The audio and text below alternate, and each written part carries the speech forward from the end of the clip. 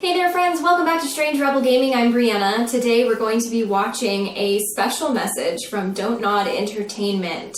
And as soon as this came out, I think it came out on Friday, people started flooding my feed with, have you seen this announcement? Have you seen this? And I love that you guys did that. I love that you guys sent it to me.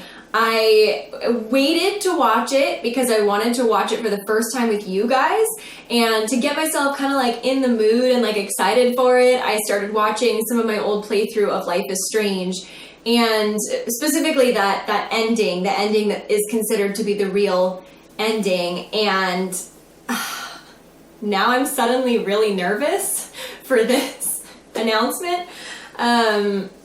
Obviously I know it's about season 2, or whatever's next for Dontnod Entertainment. And I'm so nervous because the first Life is Strange hit me like a ton of bricks, because it was just such an emotionally impactful, but just also like kind of like driving a stake into your own heart kind of game, if I could even say that about it, like in a good way. And it's hard for me to play sad games because even though it brings a beautiful level of emotional catharsis and sort of even a closure to things in your own life just through reliving them through other people sometimes. I mean, art that makes you feel, and I would argue that all good art makes you feel something, really can have a very special and intense and sometimes unsuspected or unwarranted effect on you. And and it's a good thing, but it doesn't always feel good at the time. And so Life is Strange was one of those games for me that it almost hurt for me to continue playing, to sign back on and to play the next episode, but also I couldn't not come back to it because I needed to know what happened. And honestly, like, that's good storytelling. I love the game. I was so grateful to be able to have the opportunity to play it, to experience it, especially with you.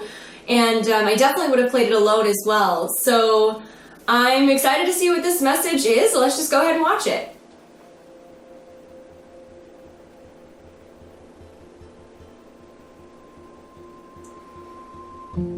It's music already.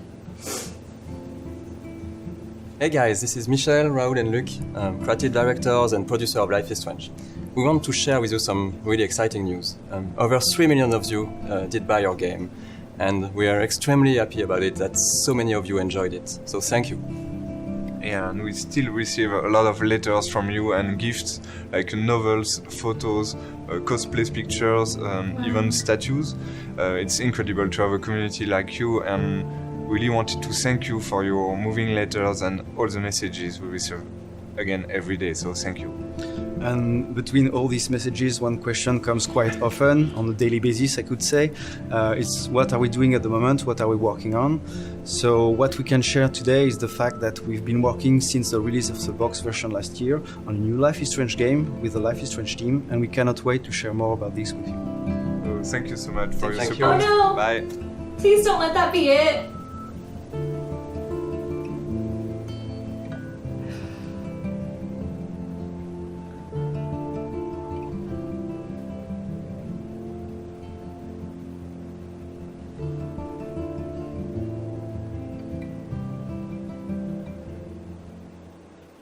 And that's it. That's all they had to say. We are working on something. Oh my gosh, I can't believe that's it. And I can believe that's it because if it wasn't all they had said, I would have received even more news about it through my Twitter feed or whatever. People would be dying to talk about it. But as of now, all we know is that they're working on a second Life is Strange game. So I guess I can say that I have hopes that it will be as impactful, although I doubt it for some reason. And maybe that's just because the first Life is Strange story had such a special significance to me, particularly such relatable stories, things that I have been through. And I'm sure everybody can look to a certain character in that game and say the same thing. So it's going to be hard for them to either meet or raise the bar in a second game. There's no question in my mind that it's going to be about different characters. We're not going to see the same characters, and that's because at the end of Life is Strange 1, you have to make a choice that would affect the future going forward. And that's just sort of how choice-based games are. And that's a good thing because you feel like you have some sort of control. Now, speaking of control in a choice-based game, I think it's so interesting that at the core of Life is Strange 1 for me is the fact that you almost don't have any control, even though you do. It's a choice-based game that makes you feel choiceless, that makes you feel helpless, that makes you feel a certain tide of fate. And that, first of all, for any game to be able to do that, for any media, for any created, crafted story to be able to make you feel that way, amazing. You know, that's a labor of love. That's really hard to do, but it's a really special experience to be able to experience that. And the whole game just sort of bleeds this irony, right? And I love that about it. That gives it such a depth that a lot of things just don't even come close to. And so going forward for Life is Strange 2, Dontnod, if you're watching, please give us some of that. Please give us not necessarily the irony of choice versus non-choice, although if your game doesn't have at least some of that, I will be a little bit disappointed. But really the crux of one of the most powerful questions in humanity is fate versus free will. And I would love to see more of that because you can never have enough of that because there's no answer, right? And I would absolutely adore that. So I guess that's what I'm looking for. I'm looking forward to new characters. One of the things that I loved about Life is Strange 1 that absolutely needs to carry over is the vulnerability. You don't really have to have anything else, but your characters have to be open, they have to be vulnerable, they have to be hurting, and they have to show it. Because in order for us to feel that way, they have to be that way. And the quirk is obviously something amazing. Each one of these characters are so unique, and I guess really I look at Chloe as like the quirkiest or most edgy or different character, but Max is plenty quirky in her own right. Warren is definitely quirky, and then everybody else has their own special niche that they fit into. But really, I would love to see more characters that are just different and special and unique and relatable to types of people that you know in the real world, but unique in their own way, which I know, again, so hard to do, almost impossible, but I believe in you because you already did it with Life is Strange 1. And if you're taking the same amount of care with the second game that you're taking with the first game, I have total faith.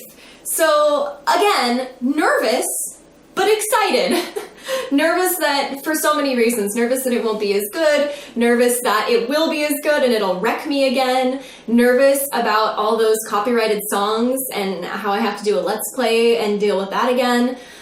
But mostly just over the moon excited. I cannot be looking forward to, it's so hard. You know, what's so interesting is that I played a few different games trying to figure out my niche on YouTube because I'm still relatively new at this.